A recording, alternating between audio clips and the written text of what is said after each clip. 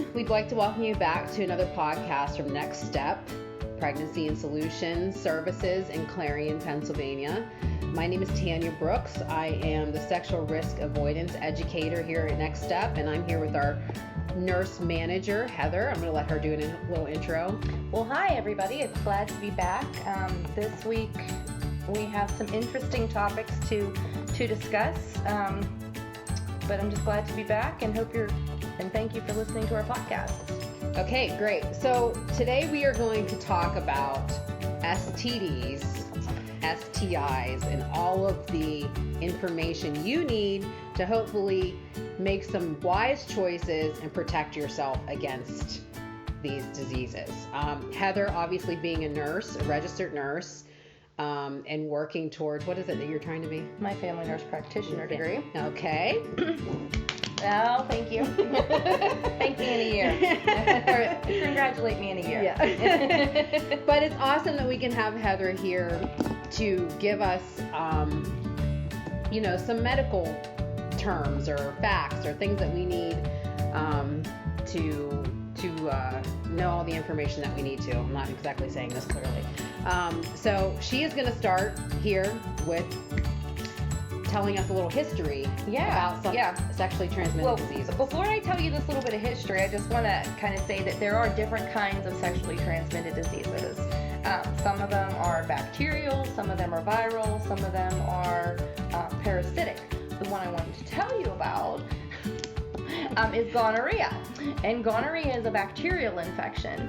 But have you ever heard gonorrhea being called the clap? Yes, I have. Okay. Yes. Okay. Do you know how it got that name? No, I do not. Well, let me enlighten you. I can't wait.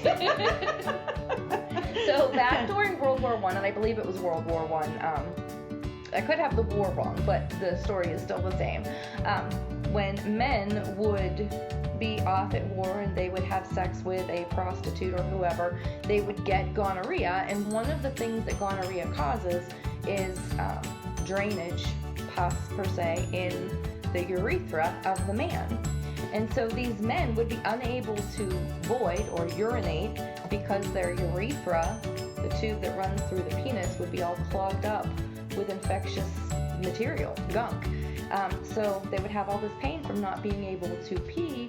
They would have 3 of their fellow soldiers come and help them out. One would take an arm, another would take another arm, and the third man would literally clap the infected soldier's penis between 2 boards to dislodge the blockage. Wow. So that he could urinate again. That's how gonorrhea got the name the clap. Wow. Yeah. Good stuff, right? That is good stuff to know. I'm laughing because it's uncomfortable to think about. It is uncomfortable. I mean, you have to be in some serious pain or something to want some, I don't know. You're right. Yeah. The pain of the boards clapping the penis had to be less than the pain they were already experiencing in order to agree to do something like that. And basically, if they didn't do that, their life was at risk. Yeah, absolutely. Your body has to rid itself of urine. Yeah. That's how we get rid of toxins and waste and things of that nature. So yes, absolutely. Okay, because sometimes I think in society we think of just like, that person got a sexually transmitted disease, we'll go to the doctor and get something to treat it. But what if you don't go to the doctor? What if you don't have a doctor available? And how serious some of these things can become, develop into in your body. Yeah. So, and we're going to talk a little bit about that. Yes, I agree. I agree with that, with what you're saying there. We tend to minimize sexually transmitted diseases. It's just kind of part of the way we live, the culture we live in. But it can have terrible consequences for us. Yeah. Okay. So, we are going to talk a little bit about some of the statistics, and then we're going to talk about the types and some of the symptoms of these. Mm-hmm. So statistics show that 1 out of 4 sexually active teens are infected by some type of STD. That's 4. 1 in 4. Yes. Okay, so that's very high. That's a very high number. That's 25%. Yes. 1 in 4. And when we say teens, we're talking about the age between 15 and 24. So that's a very high number. That is a very high number. And remember, that's sexually active. That's not. Right.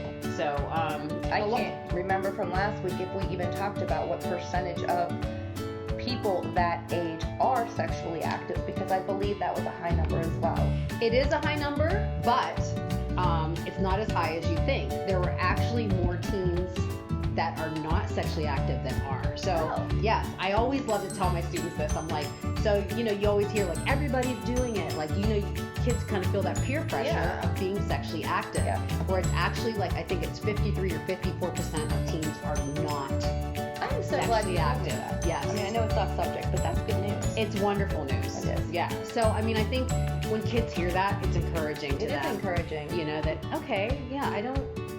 Yeah, I'm not Maybe the I'm only not one. Yeah, I'm not the only one. I'm not alone in this. Yeah. So that's a little deceiving, isn't Yeah, it? it That's is. another topic for another day. It is. That is. We could go off on that. Okay, so new cases of STDs reported each year. There are 20 million. This is just in the United States reported each year. Okay. Out of those 20 million, 10 million are between the ages of 15 and 24. Wow, that's a lot. That is a lot. Does it give us the number for which disease is the most prevalent on there? I don't think I know the answer, but I'm gonna say HPV and chlamydia.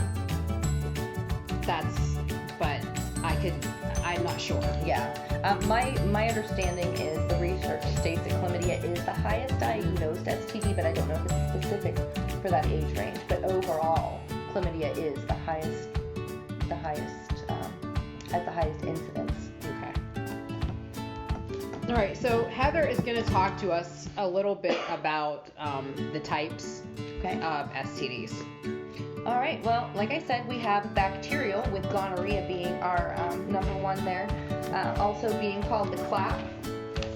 Gonorrhea can actually be contracted several ways. It can be contracted through regular intercourse, penis to vagina. It can be contracted anally, orally. It can go from a mom to a baby. And it can also be transmitted via fingers if the bacteria is existing on the fingers and there's sexual contact that way. Oftentimes, and this is the case with many of these sexually transmitted diseases, there are no outward signs and symptoms. That makes it very dangerous because somebody that has it that doesn't know it, there's no signs or symptoms, they're not going to know to go get tested, they're not going to get treatment, they're just going to keep spreading it. Is it true that men are less likely to have symptoms than women? Yes, absolutely. It is absolutely true.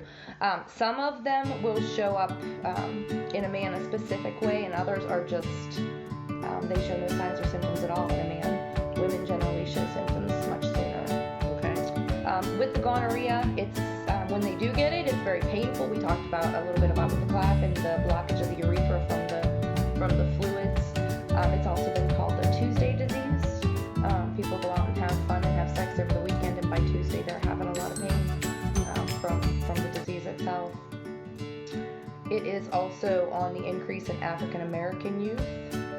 The good thing with this is it's an easy screening test. It can be done with the urine or with a swab, and the treatment is easy as well. Some oral antibiotics or IM antibiotics, and it's good to go. So bacterial is curable. Yes, bacterial is curable. Absolutely. Okay. Well, but that doesn't mean go do whatever you want because you can go to the doctor and No, get an antibiotic. and it depends, because that's not, I can't say overall bacterial is curable. Okay. Some forms of caught in the early stages can be cured. Okay. Other ones, if left go and they've gone on too long, they can't be cured. Okay. Syphilis, for example. It used to be one that we didn't hear a lot about, like in the last 20 years, but in the last 5 years, it's made a resurgence. Okay. We're seeing a 300% increase in syphilis.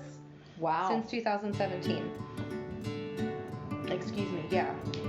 Transmission is through a direct contact with what we would call a canker or a chancre sore, like what we would think would look like a cold sore. That actually is the syphilis virus, and it can also be transmitted from mother to child during the birthing process. And that can cause serious complications for the baby, correct? Yes, it can. Yes, it can. Like I said, with it caught in the primary stage, it can be controlled, but once it gets into the latent stage, it actually it can lie dormant for a while, then it can cause brain changes in the long term. So it's not even just a disease of the sexual organ, show up in your peri area, and then if left untreated can affect your brain. Oftentimes a lot of the people that they used to have in the mental asylums back in the day before there was any treatment for syphilis, that's what they were there for. They were there because they had an encephalitis of brain changes related to sexually transmitted. And I've heard my parents and grandparents talk about that. Yeah, like that was a real thing. Yes, that was a real thing. Yes, yeah. That's our second bacterial. Just a side note that I want to squeeze in there is last week we talked about the definition of sexual activity, and that was any touching above or under the clothing that led to sexual gratification. Yes, led to sexual gratification. Thank you. So that goes to when we're talking about chlamydia and how it can be passed through fingers. Gonorrhea. Yeah. You know, that doesn't necessarily mean that you have to have full-on intercourse. Yes. That's right. It can be in any of those forms of sex. Again, too, that's oral sex, too. Yes. I mean, sometimes people think that doesn't count as sex. It does, and it can spread. It can spread disease. And Heather and I were talking about chlamydia, and I asked her, can chlamydia cause throat cancer from oral sex? And that was a yes, correct? Yes. Okay. Well, human papilloma. Maybe it's that. HPV. Yeah, it's okay. HPV, not chlamydia. Okay, all It right. does that, yeah. Okay, so Let's not get our diseases. Yes. All right. So the next type is viral. Yes, viral. That, as opposed to being initiated by an exposure to a bacteria, now we have exposure to a virus. And these ones are a little more difficult to treat and difficult to deal with in general. So some of our viral ones you will be familiar with, if I can get myself on the right page here. The first one I'm going to talk a little bit about is genital herpes. So genital herpes would give a fever blister like on the mouth. That can be a form of genital herpes just on the lip. Also it gives blisters in the genital area. 1 in 6 people are actually affected with genital herpes. It's not always present. It has periods of dormancy and then active lesions, but it never goes away. It's for a lifetime. It is for a lifetime, absolutely. There are medications you can take to help keep exacerbations down, or to limit the time of an exacerbation if it occurs, but it's always in your body. It's always there. It never goes away. So myth that I have heard is your partner has to have an active breakout in order to contract genital herpes. That is not true. You can be infected even if your partner does not have visible sores. I would have to look that up. Okay. I would have to look that up. I remember. Is that what your literature says there? Okay. Yeah. So because I was kind of surprised by that too, because I thought you had to have an active sore. Yeah. In like order a shedding for that. of the virus Yes. from the sore itself, Yes. but it's the virus being spread through the skin. Because it's more of a skin to skin. Yeah. So. Okay. All right. Yeah. Well, if that's what your information there says, then absolutely. That's just not something I'm real versed on. Okay. But yeah, again, you need screened. Another one of the viral infections, and the one that everybody is pretty familiar with, would be HIV. HIV is a sexually transmitted disease. Again, it's a viral infection, and it does not have a cure. Another one is the human papillomavirus, the HPV. We talk a lot about that. You hear that a lot in the last 10 years in the news and what have you, because there is a vaccine for it. This is one of the only sexually transmitted diseases that we can be vaccinated against, and it has shown to be very effective. One of the reasons that we get vaccinated against this one is because it can often lead to cervical cancer. Okay. Yeah, there are actually over 100 strains of human papillomavirus. Wow. Yeah, but in 14 of those will cause cancer. Okay. So that's why we have the vaccine for that one. Those are our viral types of infections. So we have, so the human papillomavirus also like she said, 14 cause cancer. The infection can generally clear on its own. Yes. Yes. But it is the most, right here, most common STD in the United States and the common cause of cervical cancer in women. Yep. So just because it clears on its own doesn't mean, once again, that it's okay. You don't want it. Right. It's not still something that you want to take the risk in contracting. Well, and even the symptoms themselves will clear on their own, but there's still, it can still cause the cervical changes even beyond that initial infection. Okay. Because it's a virus and it hasn't been they're still studying it. Because people can test positive for it and then not test positive, and then it can test positive again later, and there's not been another exposure. So is it lying dormant and causing changes? Is it only certain strains of it that are lying dormant and causing changes? I still think So basically you're saying there's a lot of unknown. there is a lot of unknown with HPV. So it's Okay. best, to not contract it to begin with. Right. But a good proportion of society, if you're sexually active, has contracted HPV. Wow. If they've had more than one partner, them and their partner have had more than one partner, there's a good chance that they already have it. Okay. So, All right, so the last one we're going to review is parasitic. oh, this is a good one. This is fun. My This is kids a always fun love one. this. I love to show them visuals. Oh, they're good. So, I see them throw them to the next person. Ew! It's fun. That's gross. So when we talk about parasitic sexually transmitted diseases, we are basically talking about pubic lice, or crabs, they call it. They call them crabs because under them they do look like little crabs. They look like they have a little shell and they kind of walk around there. And they tend to infest the pubic area. They can live under the arms as well. Very similar to what you would get as head lice, except these ones are spread through sexual contact. An interesting thing that we kind of looked into today was somebody that has pubic lice. You might notice they have blue marks, like blue marks on their inner thigh, and that is because that's where the parasite has been feeding. They're parasites, so they live off of human blood, like a tick would, or fleas per se. So the crabs do the same thing. They will bite the human to get the blood, and when they do, it leaves blue marks. Also, we might notice mite dander in their underwear. So that would be like black specks, and could be bloody spots from the spots where the insect was feeding. Yeah. Who knew? Now you do. Now you do. So some more symptoms of that can be frequent and severe itching. We're not talking about just, I got a little itch here and there. We're talking about frequent, severe itching, something that you are really going to notice and being like, why am I so itchy constantly? Absolutely. Okay. It's going to make you question. Yes. Nits or eggs in the pubic region, just like you would get with lice on your hair. And like Heather said, a little clearish brown, almost microscopic crab type of thing. That's what it looks like, yeah. Deal going on there. Okay. This can be treated with lice-killing lotions, creams, or medications. That is the good thing. But once again, if you've ever had lice, you know how hard it is to get rid of.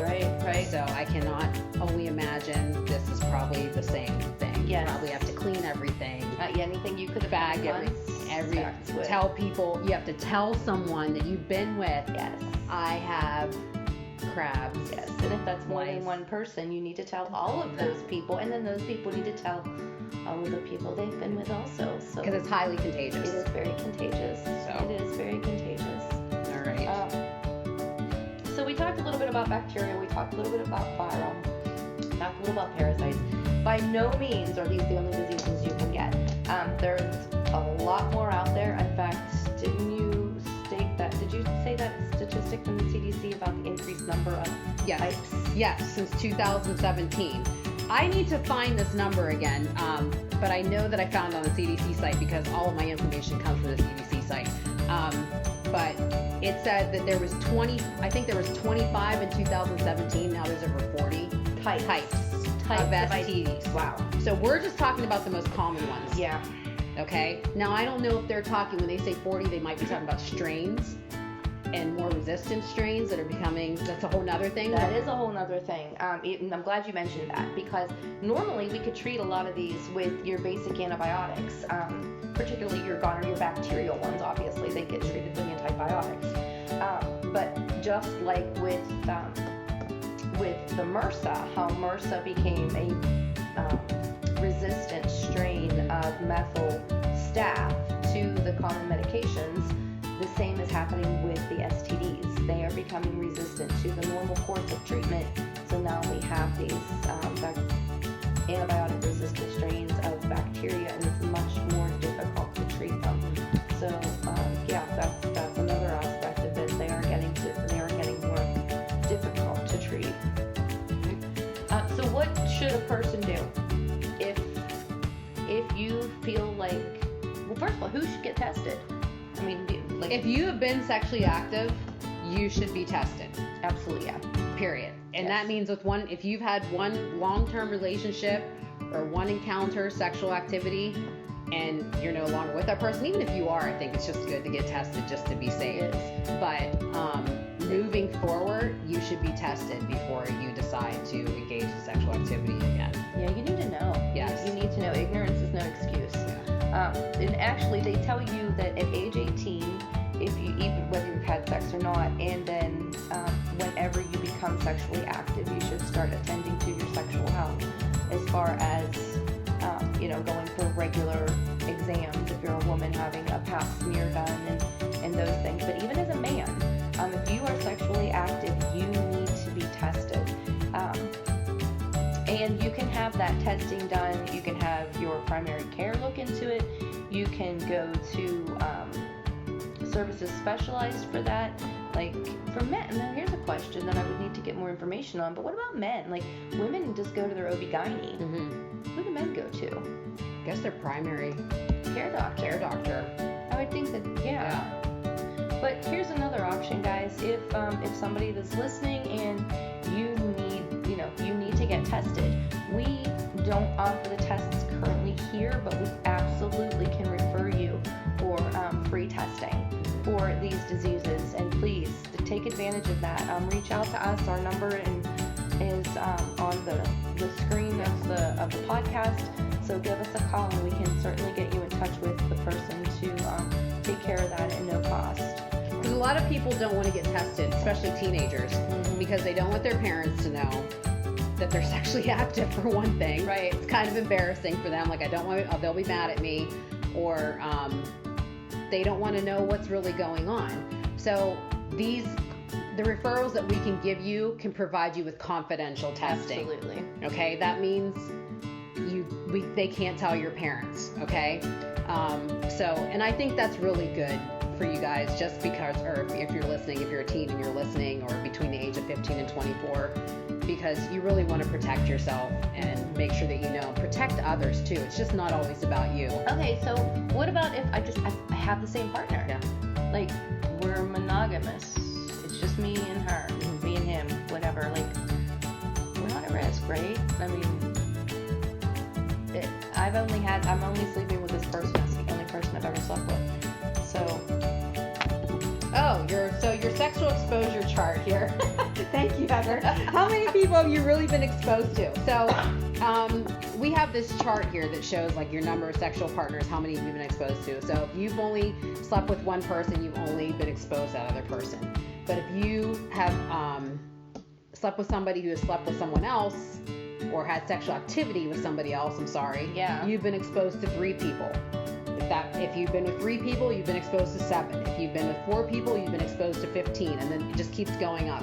This is such a great visual, and so we want to let you guys know that parents, especially, or teens, if you need information on sexually transmitted diseases, how many people you've been exposed to, if you'd like this chart, and some information about how to protect yourself, what is the safest and best way to protect yourself, we have information here at Next Step that we could mail out to you if you're too far to come in, or you could just stop in and give us a call and say, hey, can you leave that in the mailbox if you don't want us to know who you are, or we're going to stop in and get some information so we can talk to our kids or just give it to our kids. Right.